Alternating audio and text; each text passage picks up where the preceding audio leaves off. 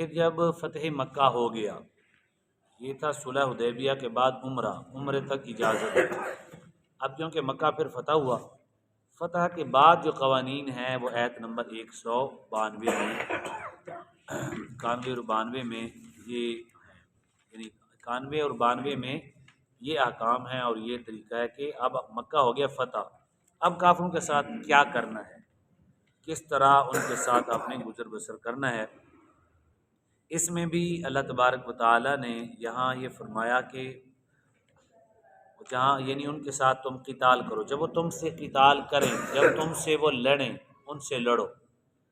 جہاد کے دوران وہ زیادتی کر لیں، ظلم کر رہے ہیں، تب اللہ نے ہمیں اجازت دی ہے۔ اور اسلام میں امن اس دنیا پہ قائم کرنے کے لیے صرف جہاد ہی ہے جس سے امن قائم ہو سکتا ہے، نہ کسی کی مجاہد نے نہ کسی کے عبادت خانے کو گرانا ہے۔ مجاہد نے ہمارے ہاں شرط ہے کسی بچے کو نہیں مارنا۔ اسلام میں کیا شرط ہے؟ عورت کو، بوڑھے کو، ان کے عبادت گزار جو راہب ہیں ان کو بھی نہیں مارنا، ان کی یعنی مذہبی رہنما جو ہیں ان کو بھی، مقدس مقامات جو ان کے ہیں ان کو بھی کچھ نہیں کرنا۔ یہ شرائط ہیں، ان شرائط کے تحت جہاد ہوگا۔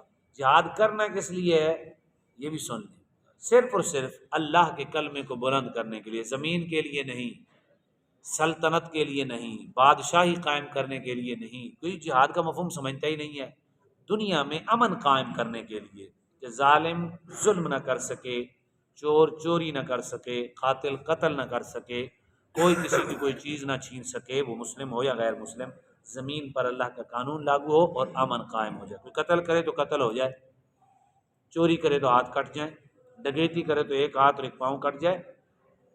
تو اس طرح سے جہاد کا مفہوم اور معنی یہ ہے، یعنی اعلاء کر، اگر کسی نے زمین حاصل کرنے کے لیے کیا تو یہ جہاد نہیں ہے، اگر کسی نے اپنی سلطنت کو قائم کرنے کے لیے کیا تو وہ دفاع ہے، اس کا الگ ثواب ہے، دفاع کا الگ ہے، لیکن جہاد نہیں ہے۔